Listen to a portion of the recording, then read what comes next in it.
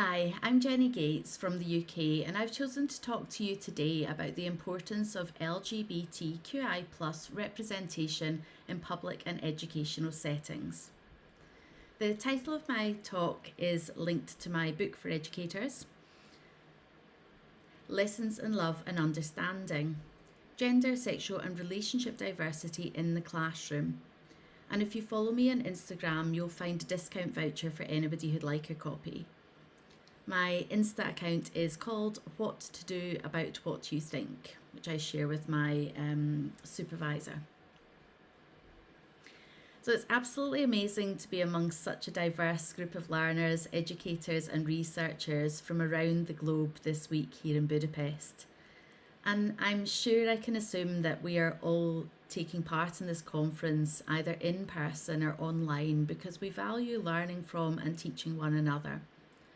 We want to make our research come alive and be shared. We want to understand more about being a human being and getting along better with other human beings. We're of many different countries, colours, cultures and creeds, joining together in the specialist field of gender and sexuality studies. So in many ways I know I'm preaching to the converted today. However, it is in the word specialist that lies a big part of the issues I'd like to raise today.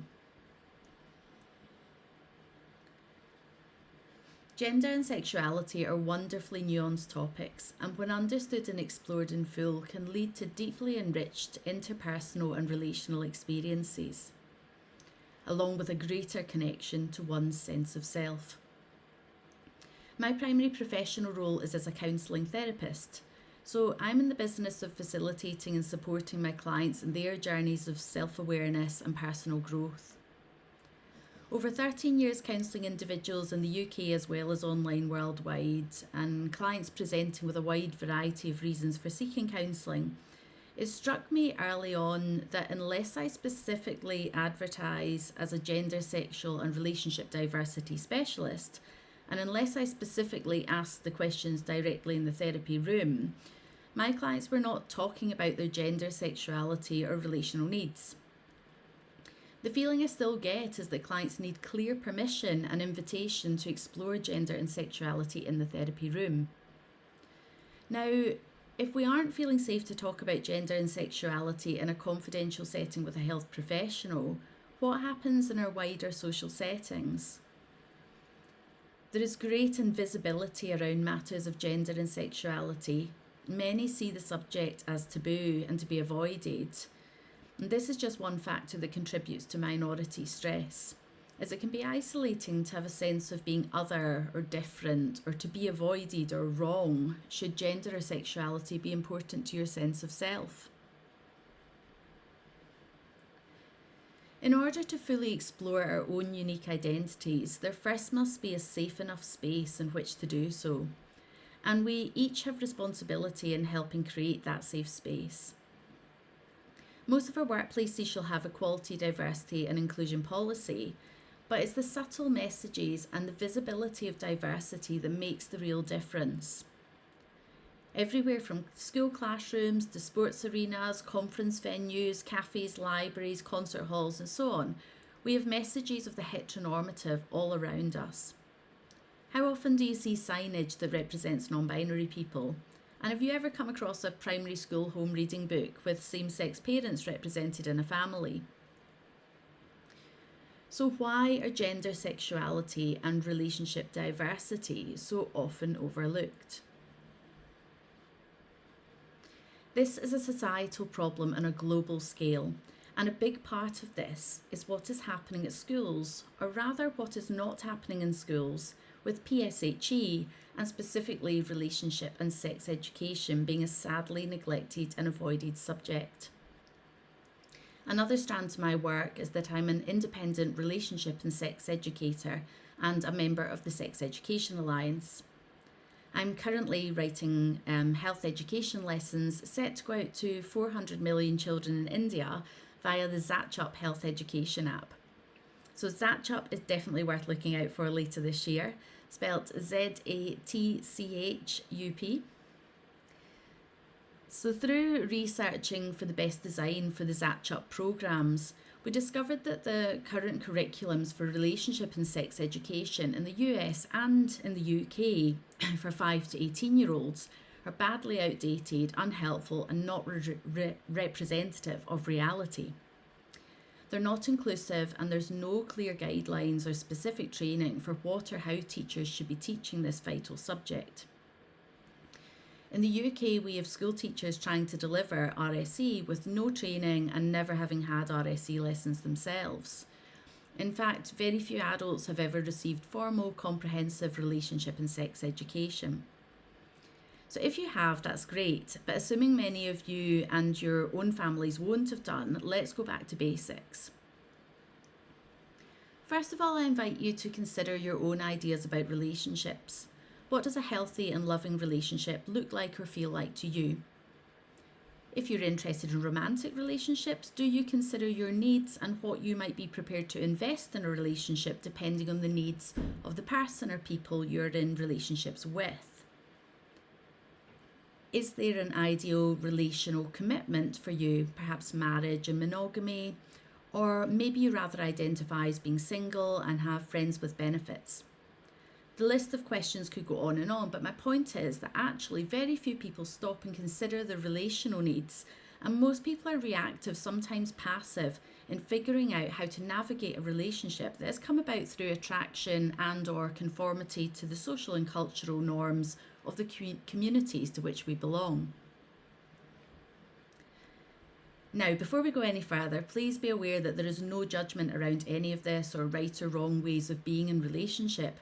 There's simply diversity, and then there's also what is known as comp-het, which stands for compulsory heterosexuality, which is the idea that heterosexuality, monogamous long-term relationship, and cis-binary gender identity are assumed and enforced by a patriarchal and heteronormative society.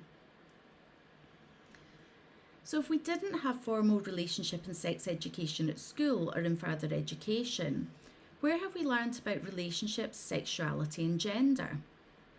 If we take time to reflect on what shaped our ideas about relationships, it's likely we'll have learnt from parents, religious leaders, literature, media, reality TV shows, commercialism, movies, pornography and so on. Again, we have such a bias to the heteronormative and no visible representation of diversity in relationships, sexuality or gender diversity, and this is not reflective of real life. Often the only way we can be open to difference and possibility is when we become aware of our own assumptions and societal norms that we consciously or unconsciously conform to without taking time to explore our own unique perspectives. Relationships, sexuality and gender are not exclusively LGBTQI+ issues. They are matters that affect every single one of us and every single person we ever shall encounter. Yet these massively important subjects are so overlooked in education, society and even the counselling room. We need access to reliable information and education on these matters for everybody. Discovering and exploring self is such an important thing for all of us to do. Embracing who we are, how we feel and celebrating our unique self is key for self-worth and our health and well-being. But also examining our blind spots and the things we might assume to be true of the world around us. Once we are aware of our blind spots, we can live and learn in a truly inclusive way and help others to also be able to see that there are all kinds of relationships, and as such, families take all different shapes and form.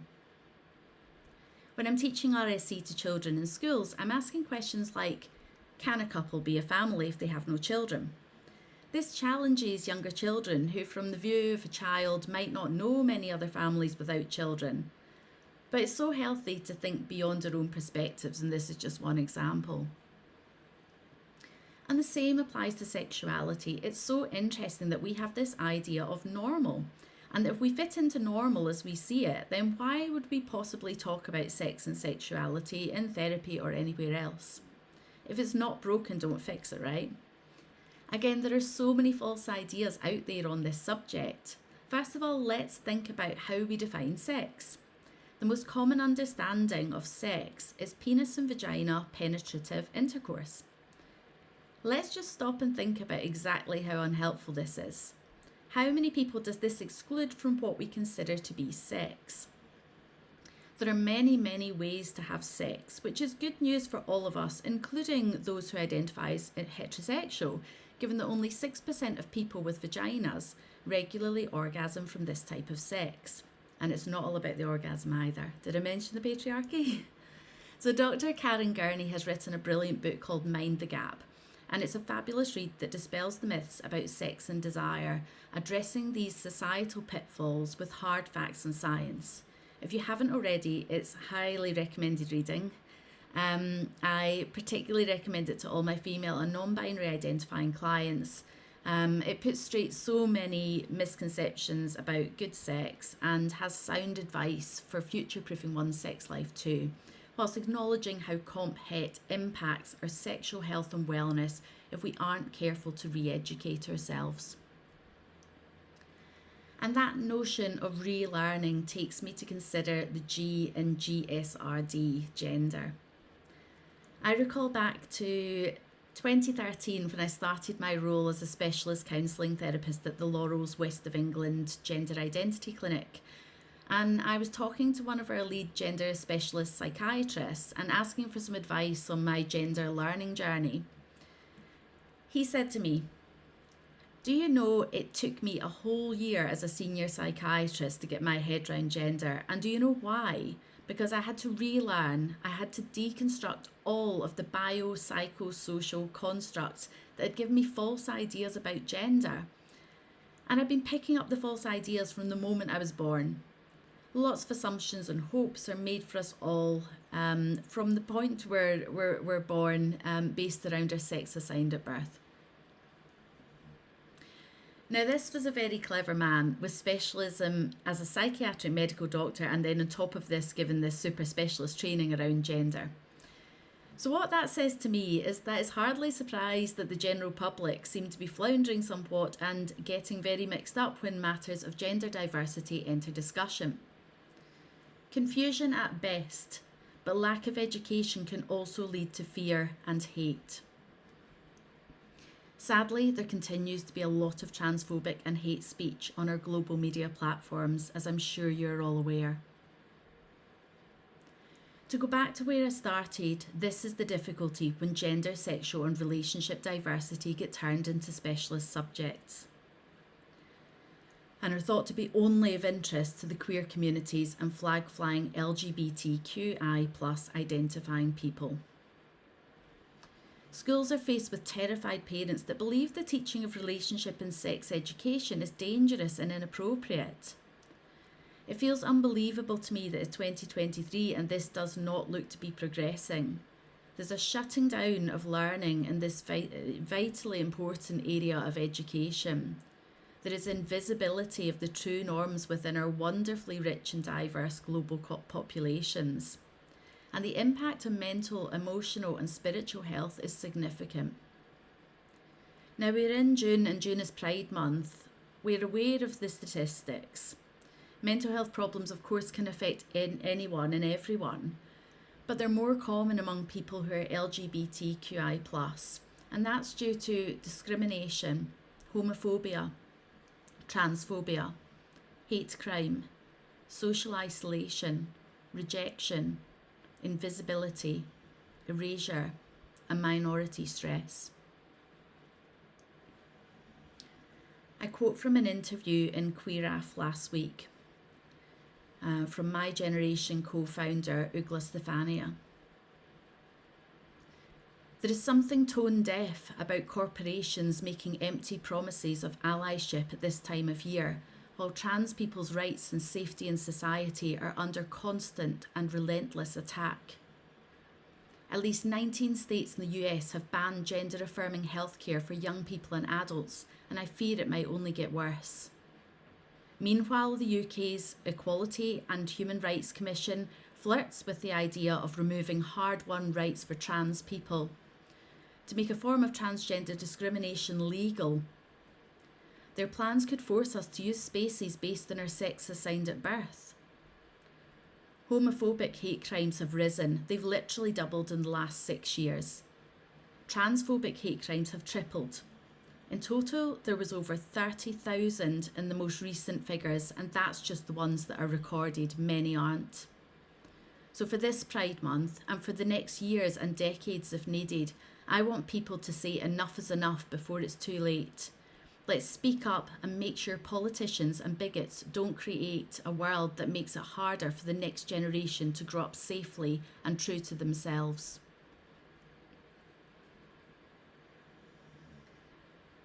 I'm sure you agree that these are alarming figures, especially as we know so much crime goes unreported. As a professional, as an individual, and as a mother, I share Ugla's concerns and support her call to action for change. I believe that it is education that is needed. We need to be doing more of what we're doing here at Global Congress for Gender and Sexuality Studies. Knowledge is power, and I believe we have the responsibility to educate and inform those that feel out of their depth trying to navigate and teach all-inclusive and comprehensive relationship and sex education. The challenges that we face in the UK in addressing gender, sexual and relationship diversity are that our school and higher education teachers and healthcare providers are not trained in these topics. Gender and sexuality are viewed as specialist subjects despite the fact they affect every single human being that ever lived. We need school teachers throughout the world to feel confident and competent in teaching the next generations about relationships, gender and sexuality, and to be prepared and enthused by tricky questions or controversial topics. After all, is that not what learning is all about? Challenging ourselves to step beyond our comfort zones in a bid for finding out more.